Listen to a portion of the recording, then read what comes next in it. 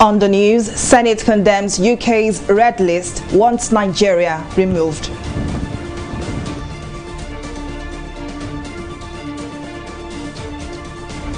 Reps direct IGP to take over investigation of Sylvester Oromoni's death.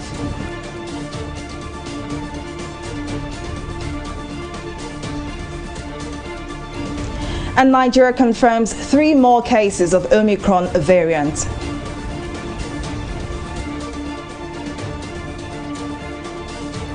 We're glad to have you join us on News Now. I am Folashade Ogurinde. President Muhammadu Buhari is seeking the Senate's passage of the Finance Bill 2021 to enhance implementation of the 2022 Appropriation Bill. This was contained in a letter forwarded to the Senate and read on the floor by President of the Senate, Ahmed Lawan, at the commencement of Tuesday's plenary. President Buhari said the bill seeks to support the implementation of the 2022 budget by proposing key reforms to specific taxation, customs, excise, fiscal, and other relevant laws.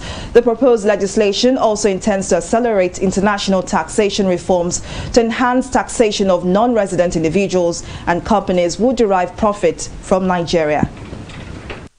I formally request that the Finance Bill 2021 be considered by the Senate for passage into law. The Finance Bill 2021 seeks to support the implementation of the 2022 federal budget of economic growth and sustainability by proposing key reforms to specific taxation, customs, excise, fiscal, and other relevant laws. Specifically, this bill provides for A, enhanced domestic revenue mobilization efforts to increase tax and non-tax revenues. B, tax administration and legislative drafting reforms, particularly to support the ongoing automation reforms by the Federal Inland Revenue Service, FRS. C, accelerate international taxation reforms to enhance the taxation of non-resident individuals and companies that nevertheless derive profits from Nigeria. D, implement financial sector reforms to support ongoing capital market reforms relating to securities lending transactions, real estate investment trusts, unit trust schemes, and the recapitalization of insurance companies. The Nigerian Senate has condemned the decision of the United Kingdom to include Nigeria in its COVID-19 red list, coming under Order 42 and 52 of the Senate rules. Ike Ekweremadu noted with satisfaction the efforts of the government of Nigeria in the containment and treatment of COVID-19 cases. But we are worried that by the decision of the British government to include Nigeria in the COVID-19 list, with its concomitant implications, which will affect many citizens of Nigeria who have planned to spend their Christmas and New Year holidays with their family. We are also worried that Nigerians with genuine need to visit the UK within this period will be denied visa, and those with visa will not be allowed to enter the UK. We are worried that targeting African countries in the COVID-19 travel ban amounts to profiling and discrimination, as well as an attack on our cordial diplomatic relations with the UK. This Senate is hereby called upon to resolve as follows. 1. Condemn in strong terms the UK government inclusion of Nigeria in the COVID-19 red list without justification. In his remarks, President of the Senate, Ahmed Lawan, said that the decision to include Nigeria on the UK COVID-19 red list poses a strain on the diplomatic relation between both countries. He bemoaned the poor treatment of Nigeria by the UK government.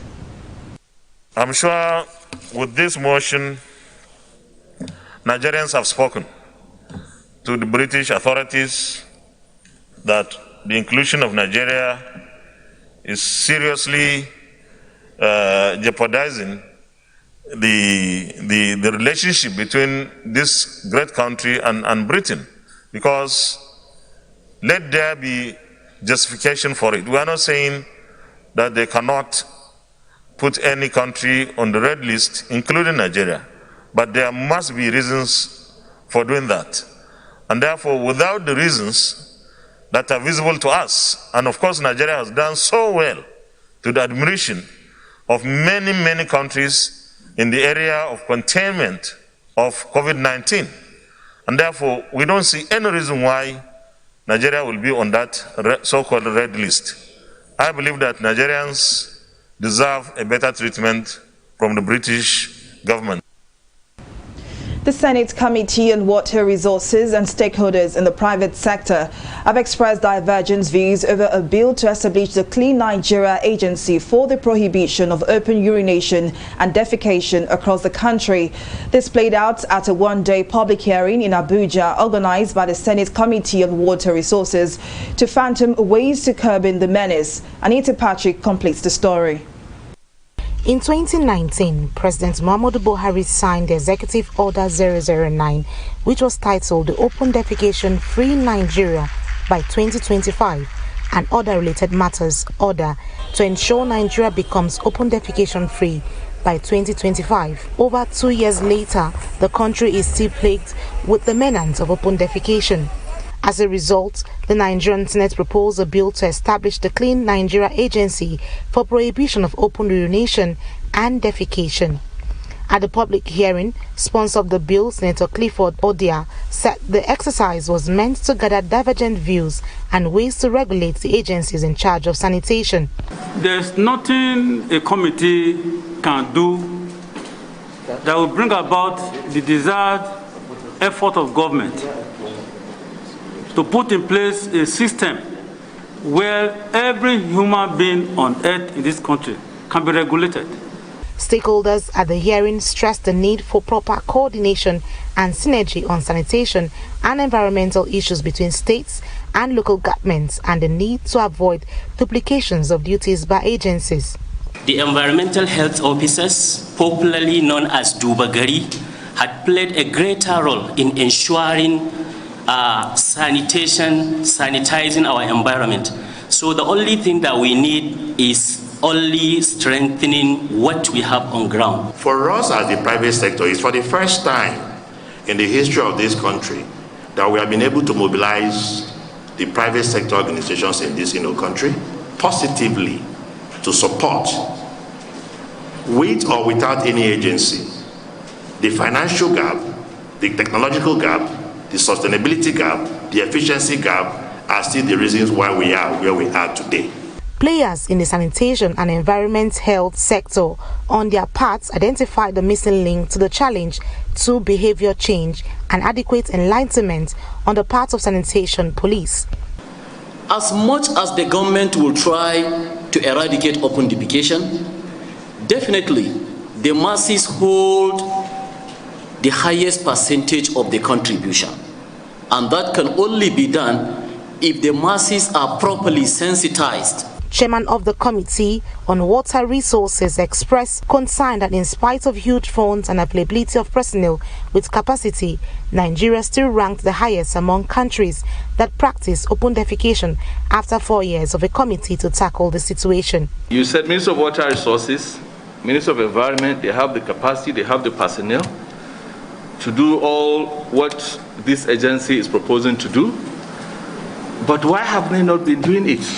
Why are we where we are today? It is hoped that this session organized by Senator Bello Madia-led Senate Committee on Water Resources will be able to find solutions and bring Nigeria out of the ugly trend in the world on open defecation and meet up with the Sustainable Development Goals, SDGs.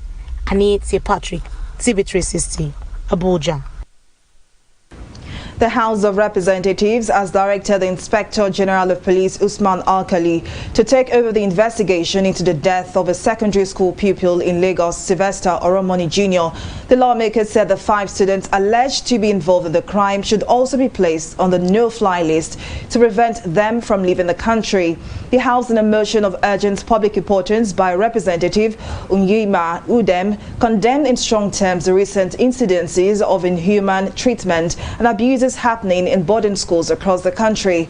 Meanwhile, the Lagos State Commissioner of Police, Akim Odumosu, has revealed that 3 of the 5 students mentioned by Sylvester before he died are already in custody and cooperating with the police in their findings. The textile subsector of the Nigerian manufacturing industry was once known for being the highest employer of labor after the government, with over 500,000 workers working in the 175 textile mills operating in the country. However, those good old days seem to be lost with the preference of foreign textiles that has now dominated the local market. To salvage the situation, a creative fashion brand in collaboration with the Lagos State government has organized a fashion show to celebrate and draw attention to Nigerian fabrics on the runway. Our correspondent Abisola Adebayo has the details in this report. The 5th edition of the Fashion Art Fusion Lagos has come and gone, leaving good memories in the minds of those who attended the show, which saw an amazing display of creativity on the runway with Nigerian-made textiles by Nigerian designers. Tagged Lagos Wear Nigeria, this year's edition incorporates a display of indigenous textile fabrics, fashion runway, art and photography exhibition. Nigerian designers known for dominating stages with amazing designs outdid themselves at the show, showcasing fashion at its finest. Convener of the show and creative director of Luzol, Austin Naimako, says it's high time Nigerians take advantage of the abundance of textiles and fabrics in different parts of the country. We have textile, we have fabrics here. We have to promote them. We have to recognize them. We don't have to wait till China comes here. We are having 10 different fashion designers today on the runway who will give their different interpretation to our textile tradition. Expressing excitement about the pieces displayed, those who attended the event praised the designers for a job well done. I had so much fun. I loved all the pieces because I'm very much into African brands. You know, I mean, as a Nigerian, we're supposed to be patriotic and support everyone, support our people. So I loved all the pieces, and trust me, I'm going to buy about 3 before I leave here tonight. It was a great show. I enjoyed myself. The pieces were really good, really nice. Very impressed. Giving goodwill messages at the event, the federal and Lagos State government emphasized the need to harness the potentials of the industry to contribute to the nation's development. The current analysis of the economy of our great nation indicates that fashion, garment and footwear industry contributed a reasonable percentage to the GDP of the country. I wish to reiterate the ministry's willingness to continue to support the creative industry in our quest to diversify the economy through the sector. The Lagos State Ministry of Tourism is considering the hosting of art exhibition early next year as a way of exposing the potentials in this area. This event will build on the inherent creativity of the people and further establish the state as a vibrant and innovative tourism destination. The show was all glamour with a touch of culture, but most importantly, showcasing and celebrating the beauty of Nigerian art, styles and textiles in a bid to reawaken the dying art of Nigeria and Africa's traditional textile fabrics that are falling into bad times. Abisola Adebayo, TV360 News. We'll take a break here, but still to come, NNPC records zero revenue from oil exports as subsidy gulps another 199 billion naira. The details of the story and more right after this break.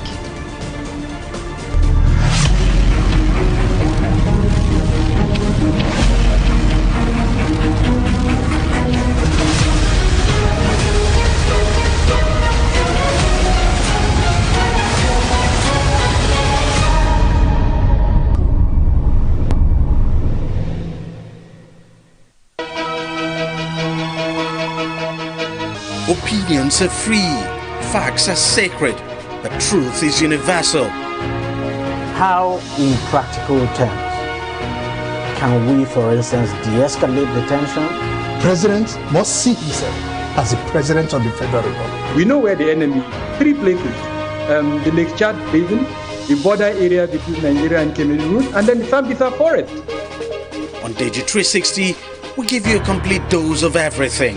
Opinion, facts and undiluted truth. I hardly believe what politicians are saying in this part of the world. A new Nigeria is possible, a future is possible. We delve into the issues, Dissect it so that you can understand it.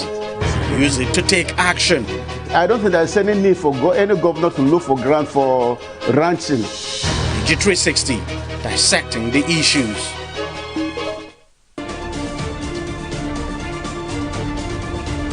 Welcome back. Now here is a recap of some of our top stories tonight. The Nigerian Senate has condemned the decision of the United Kingdom to include Nigeria in its COVID-19 red list.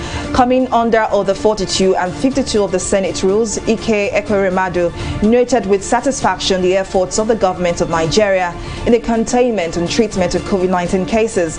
On its part, President of the Senate, Hamad Lawan, said that the decision to include Nigeria on the UK COVID-19 red list poses a strain on the diplomatic relationship between both countries. We also told you that the House of Representatives has directed the Inspector General of Police, Usman Alkali, to take over the investigation into the death of a secondary school pupil in Lagos, Sylvester Oromoni Jr. The lawmakers said the 5 students alleged to be involved in the crime should also be placed on the no-fly list to prevent them from leaving the country. The House, in a motion of urgent public importance, condemned in strong terms the recent incidences of inhuman treatment and abuses happening in boarding schools across the country.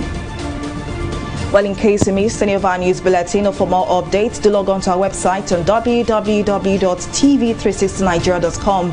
You can also follow us on our social media platforms on Twitter, Instagram, YouTube and Google Plus at TV360 Nigeria.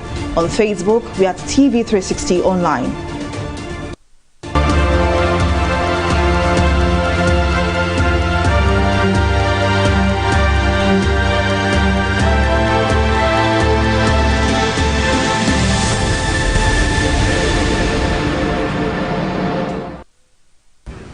The Nigeria Center for Disease Control has announced that 3 additional cases of the Omicron variant have been reported.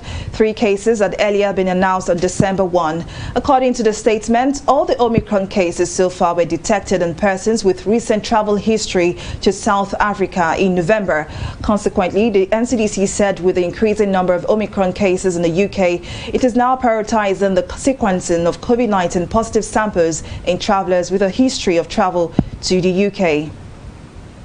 The World Health Organization (WHO) Europe Director Hans Kullage has cautioned against making COVID vaccines mandatory while urging better protection of children among whom cases are high.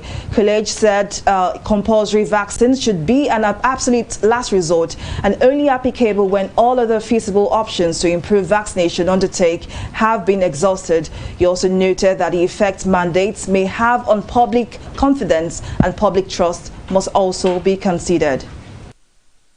It is yet to be seen how and whether the latest COVID-19 variant of concern, Omicron, will be more transmissible or more or less severe.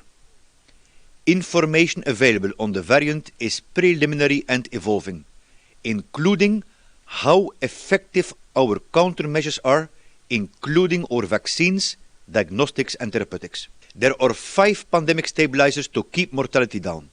1. Increasing vaccine uptake. 2. Administering a booster. 3. Doubling the rate of mask wearing indoor. 4.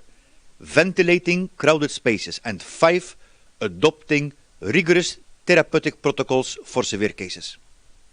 Mandates around vaccination are an absolute last resort and only applicable when all other feasible options to improve vaccination uptake have been exhausted. We'll take a break here. Richard with more stories and business. Just stay with us.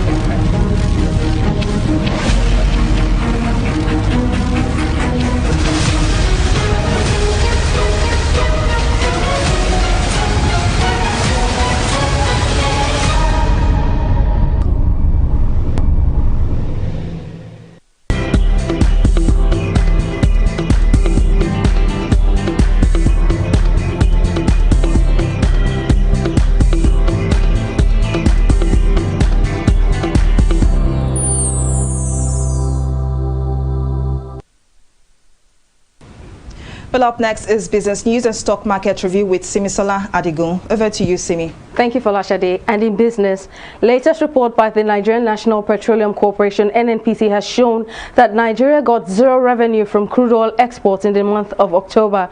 According to the NNPC, this is as a result of payments made for subsidy, which amounted to the sum of 199 billion naira in October. The NNPC further explained that the zero revenue recorded comes despite an average daily oil production of 1.417 million barrels in the month of September. Our correspondent Folashade Ogunride tells us more in this report.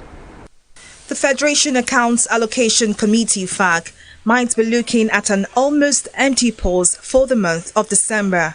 This comes as its largest contributor, the Nigerian National Petroleum Corporation (NNPC), has said the value's shortfall for petrol subsidy, which amounted to the sum of 199 billion naira in October, will be deducted from November 2021 proceeds meant to be remitted to FAC in December. For years now, the NNPC has decried the heavy burden petrol subsidy places on the corporation's revenue target.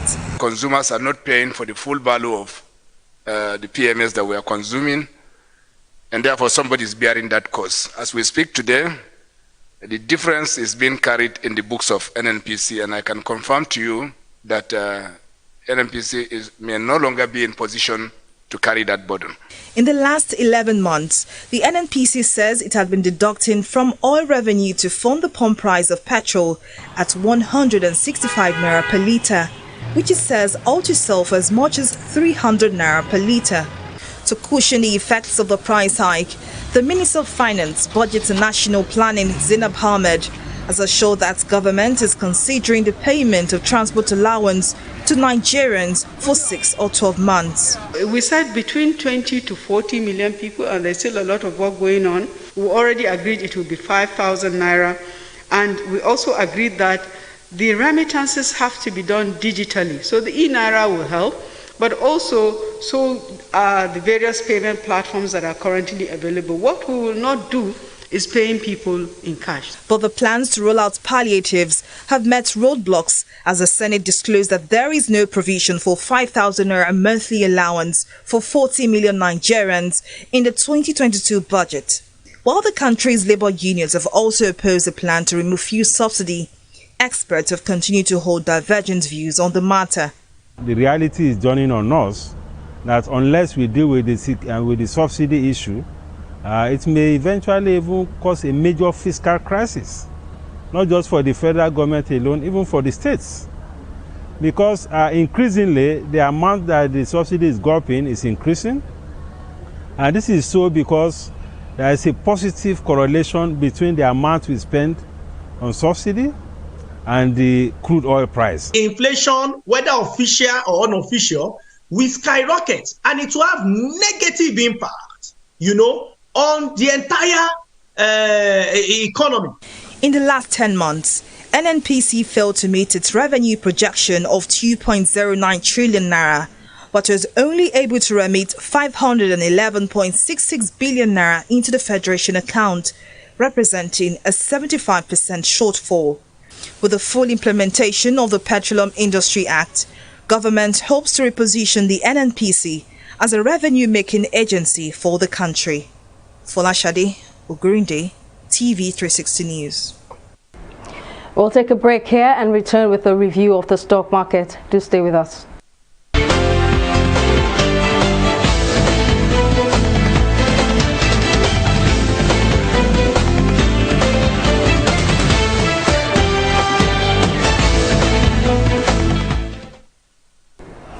Against the loss recorded on the first trading day of the week, the equities market closed on a positive note today, with investors gaining over 5 billion naira as the all-share index appreciated by 0.02% to close at 42.18 basis points.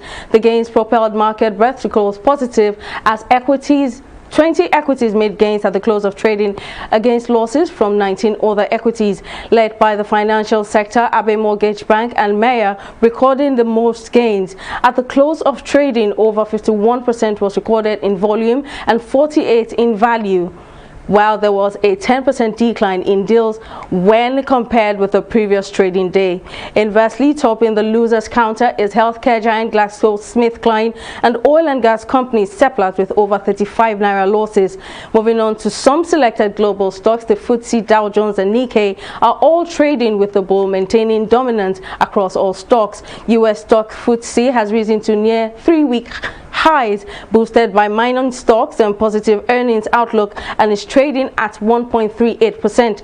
US stock Dow Jones is trading at 1.49%, while Nikkei is trading at 1.89%. That's all on Stock Market Review. Back to Folashade for the rest of the news. Well, many thanks, Simi, for that update. Now, the foreign runner-up in the Gambia's presidential election, Osano Dabo, has said he plans to challenge the result in which the incumbent Adama Barrow won with 53% of the vote. Dabo said his team was collecting the evidence and would pursue the matter in court if lawyers decided there was a case, and called on his supporters to remain calm. African Union election observers said the election was conducted largely in a fair and transparent manner. Well, up next is Entertainment Report on News Now.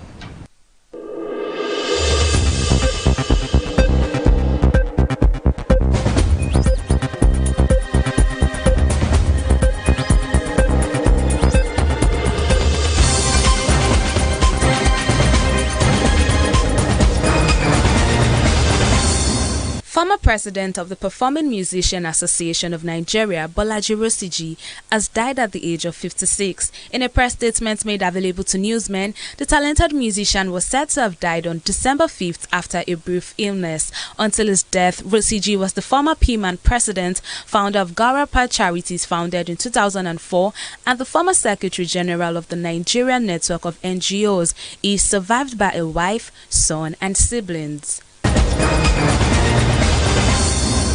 Ebony Live Studios' comedy sequel, Chief Daddy Going for Broke, is finally set to hit the screens. The anticipated film, which was earlier confirmed as a Netflix original, will now premiere on January 1st, 2022. The plot details have remained sketchy, all fingers point to what becomes of the Brickhurst family post-learning about the will. Starring Funke Akindele Bello, Patience Uzokwo, Zena Balogun, Shafi Bello, Ini Edo, Dakori Akonde Fowles, among others. Chief Daddy Going for Broke was shot in Lagos and the United Arab Emirates. And that is all that we have for you on the entertainment segment of News Now.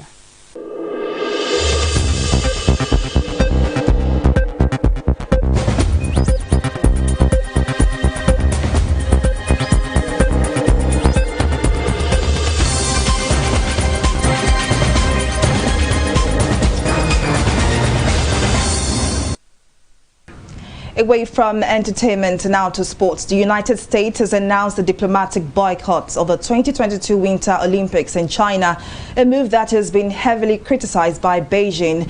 In a statement by the White House, no official delegation will be sent to the Games because of concerns about China's human rights record. However, U.S. athletes would attend and would have the government's full support. Following the U.S. announcement, New Zealand says it would not send a delegation, while other countries, including the UK and Australia, are said to be considering boycotts.